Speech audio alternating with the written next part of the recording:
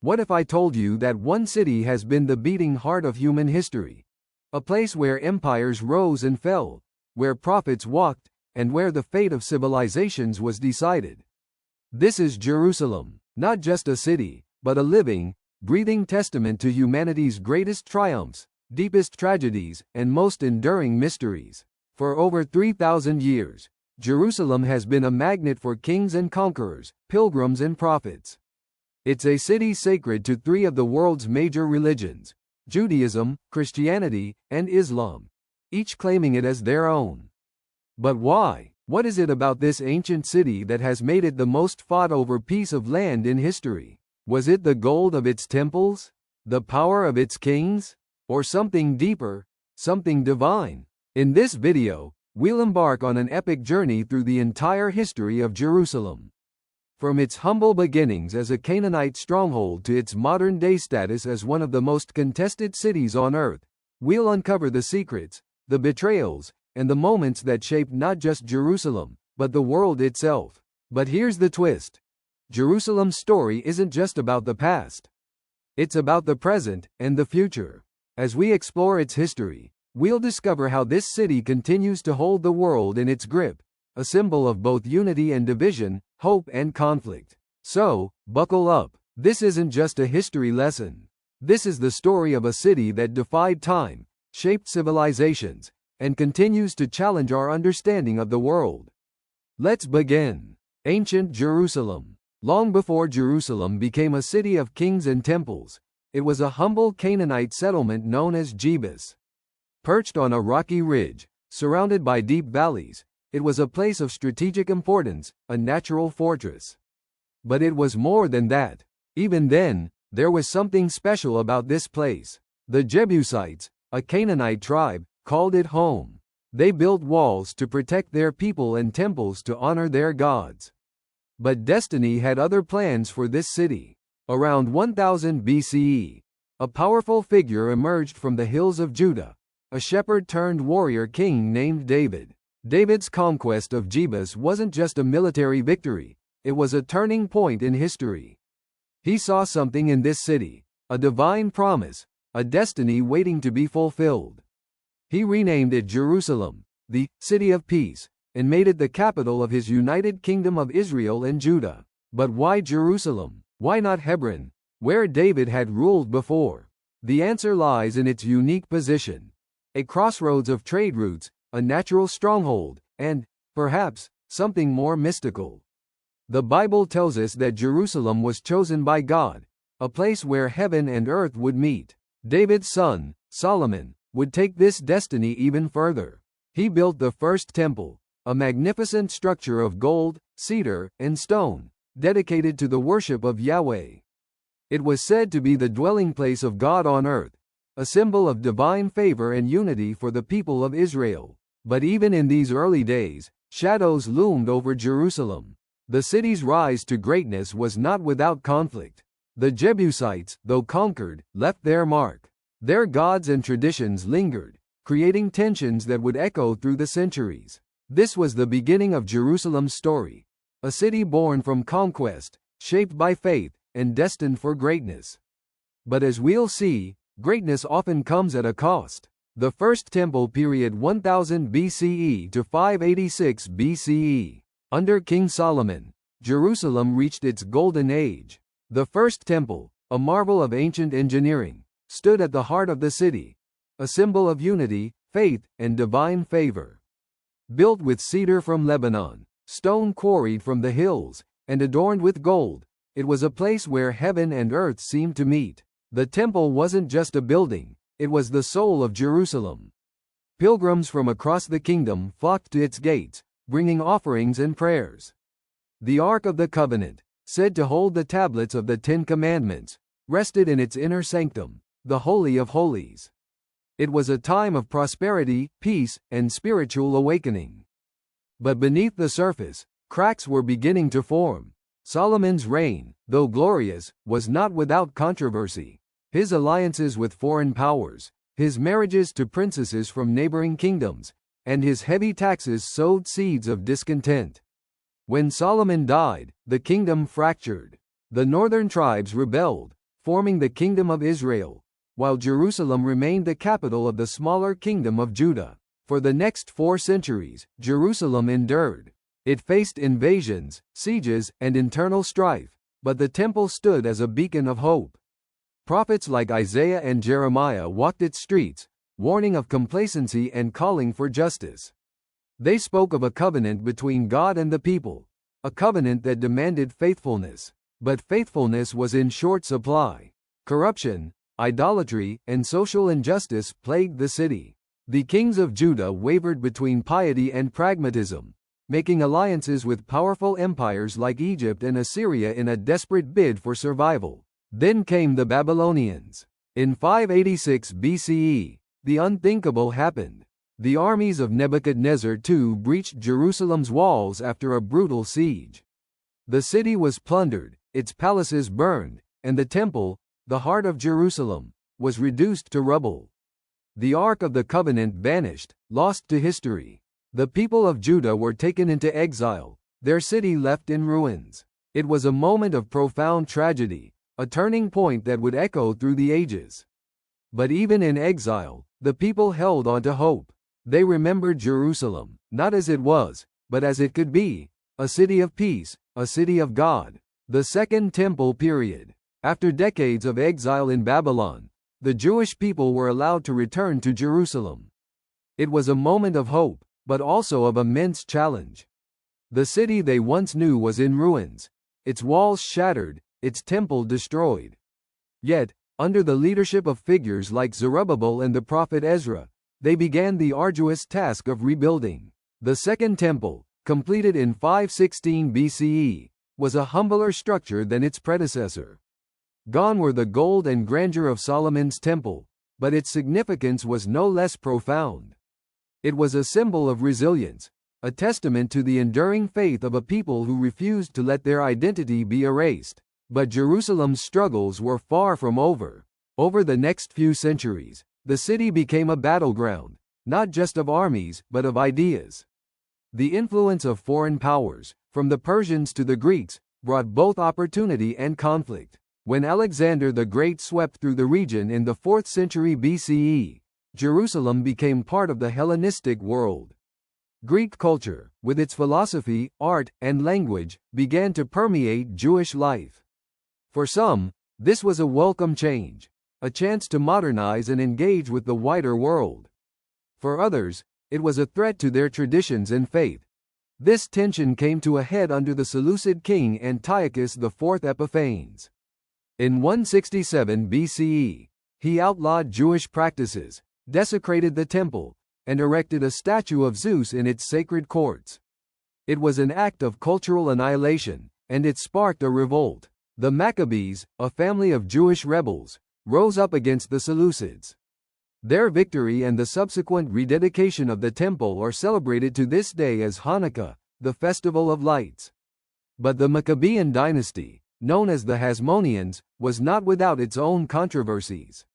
Their rule was marked by internal strife and political maneuvering, setting the stage for the next chapter in Jerusalem's story. Enter the Romans.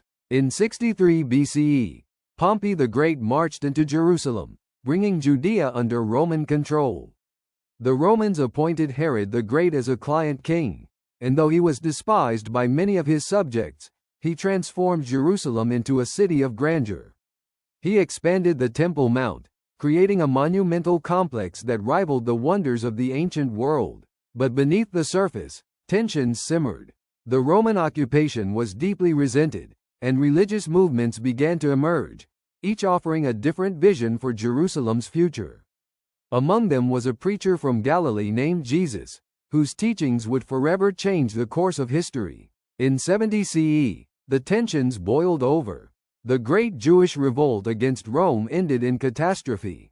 The Second Temple was destroyed, its treasures looted, and its walls torn down. Jerusalem was once again in ruins, its people scattered. Yet, even in the ashes, the story of Jerusalem was far from over. The Second Temple period may have ended in tragedy, but it laid the foundation for the city's enduring legacy, a legacy of faith, resilience, and the unyielding hope for redemption. Roman and Byzantine Jerusalem. In 70 CE, Jerusalem lay in ruins. The Roman legions, under Emperor Titus, had crushed the Jewish revolt, leaving the city devastated and its people scattered.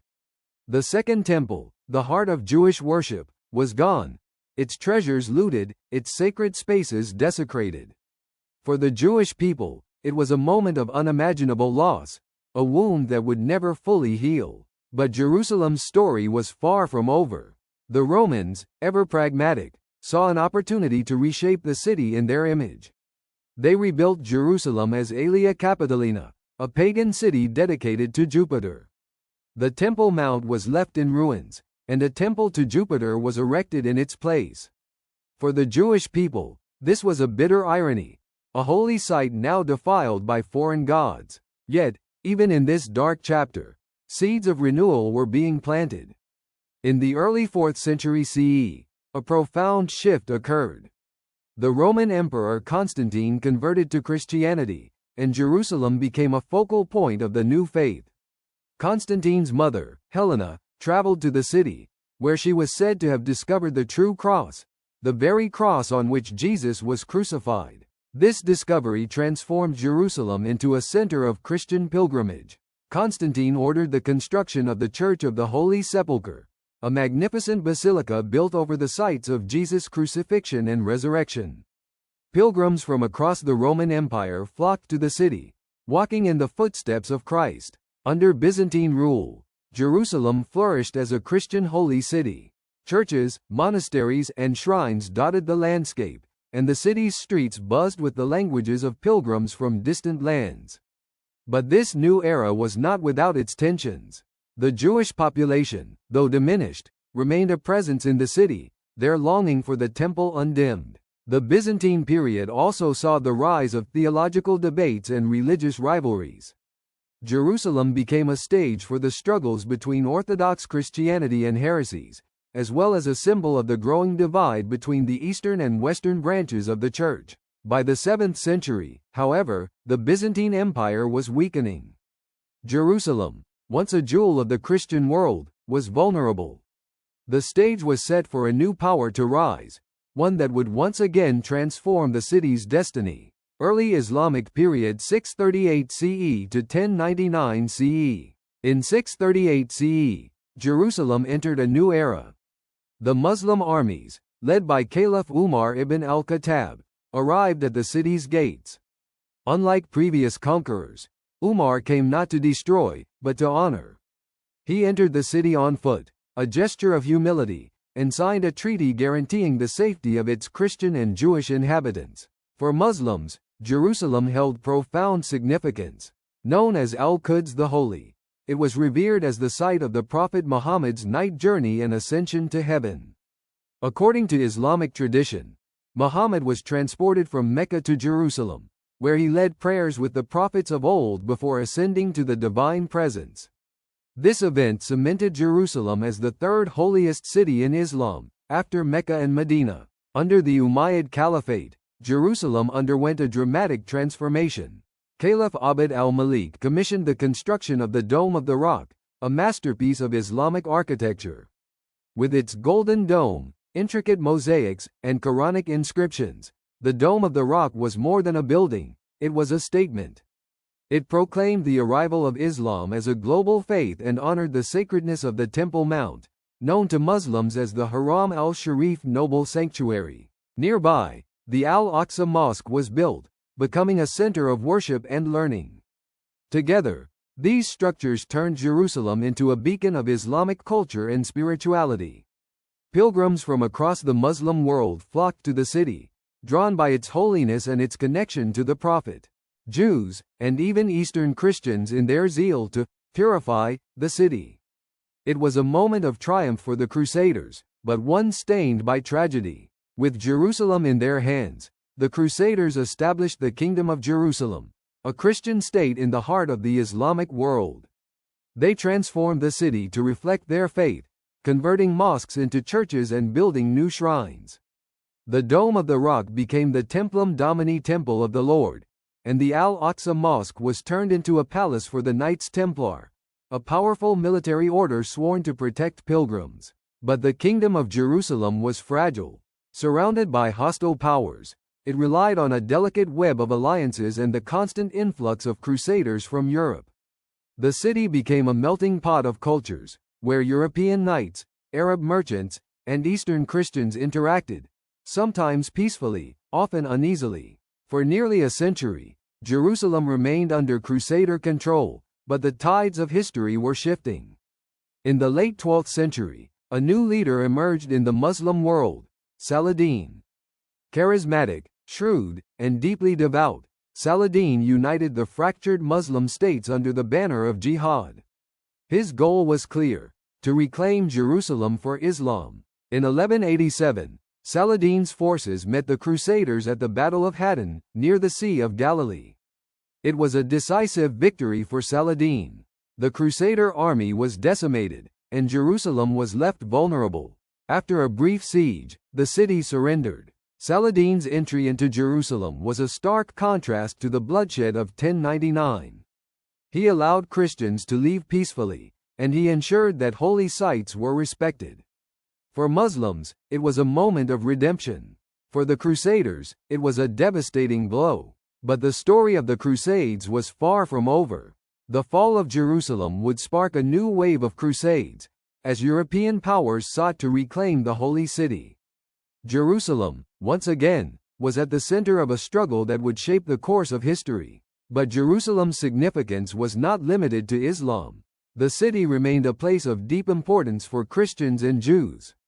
Under Muslim rule, they were allowed to practice their faiths, though as dhimmis protected people, they paid a special tax and lived under certain restrictions.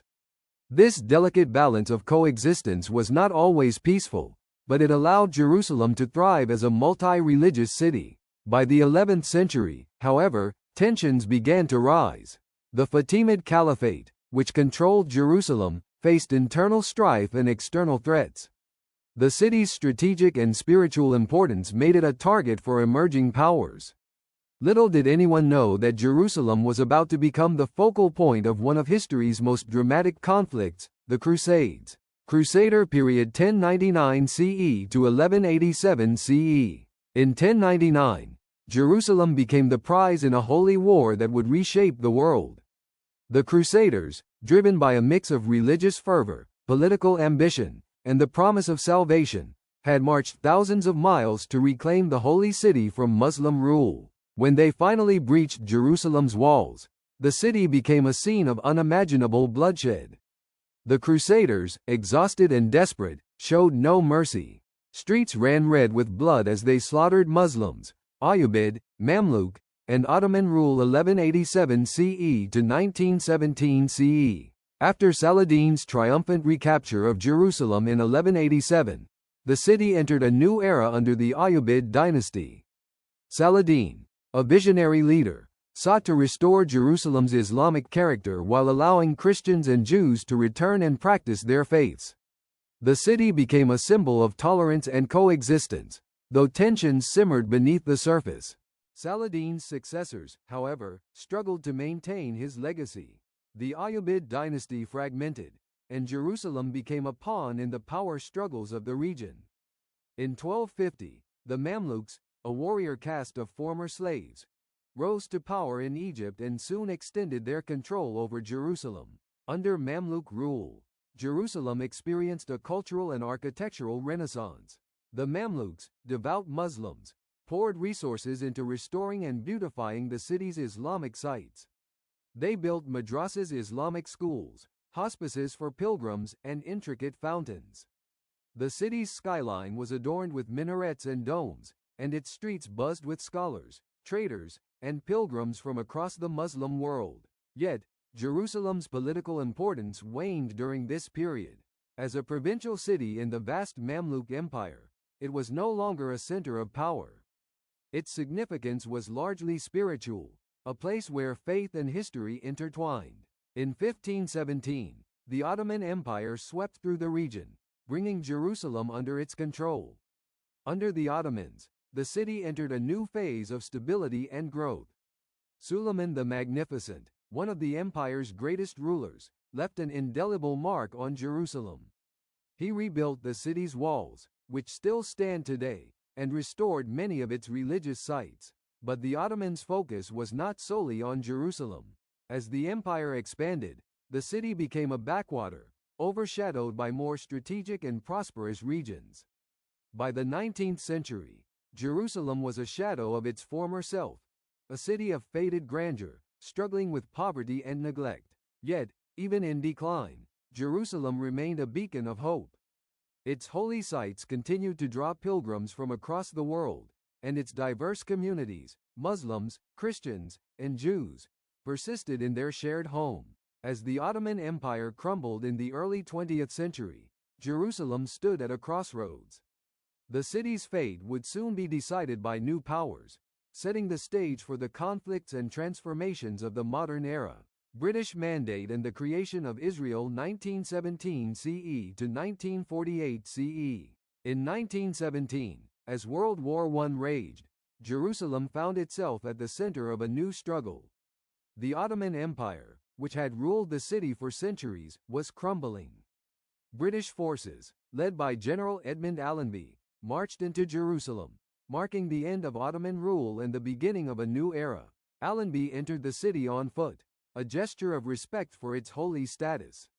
The British promised a new dawn for Jerusalem, but their arrival also brought with it the complexities of colonial rule.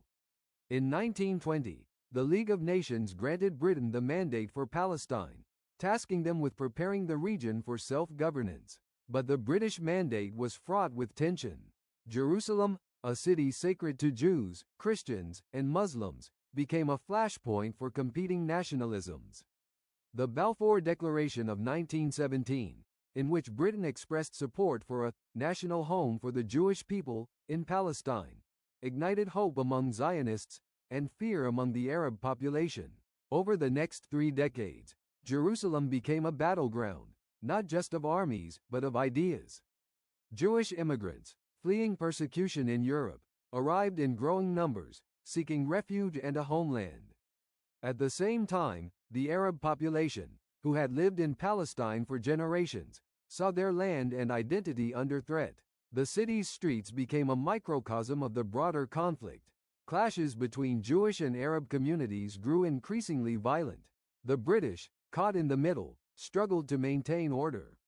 Their policies often seemed contradictory, promising support to both sides while ultimately prioritizing their own strategic interests. By the 1940s, the situation had reached a boiling point. The horrors of the Holocaust galvanized international support for a Jewish state, while Arab leaders vehemently opposed the partition of Palestine. In 1947, the United Nations proposed a plan to divide Palestine into separate Jewish and Arab states, with Jerusalem as an international city. The Jewish leadership accepted the plan, but the Arab states rejected it. When the British mandate ended in May 1948, David Ben-Gurion declared the establishment of the State of Israel. Almost immediately, war broke out. The 1948 Arab-Israeli War, known to Israelis as the War of Independence and to Palestinians as the Nakba catastrophe, had profound consequences for Jerusalem. The city was divided. West Jerusalem became part of Israel, while East Jerusalem, including the Old City, fell under Jordanian control. For the first time in centuries, Jerusalem was a divided city. Its people were separated by barbed wire and checkpoints, its holy sites caught in the crossfire.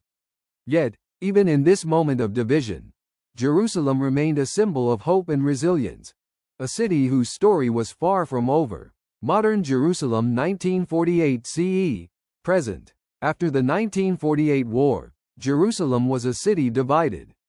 Barbed wire and concrete walls split its streets, separating families, communities, and faiths. West Jerusalem became part of the new state of Israel, while East Jerusalem, including the Old City and its holy sites, was under Jordanian control.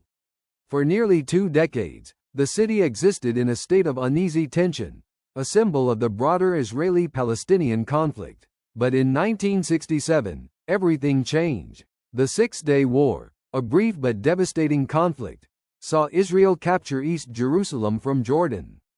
Israeli paratroopers stormed the Old City, reaching the Western Wall, the last remnant of the ancient Jewish temple. For many Jews, it was a moment of profound emotion, a return to a sacred space that had been off limits for nearly 2 decades. Israel declared Jerusalem reunified and proclaimed it the eternal capital of the Jewish state. The government began integrating East Jerusalem, building new neighborhoods and expanding the city's boundaries. But for Palestinians, this was not liberation, it was occupation. East Jerusalem, which they had hoped would become the capital of a future Palestinian state, was now under Israeli control. In the decades that followed, Jerusalem became a microcosm of the Israeli-Palestinian conflict. The city's holy sites, including the Temple Mount Haram al-Sharif and the Western Wall, became flashpoints for violence and political struggle.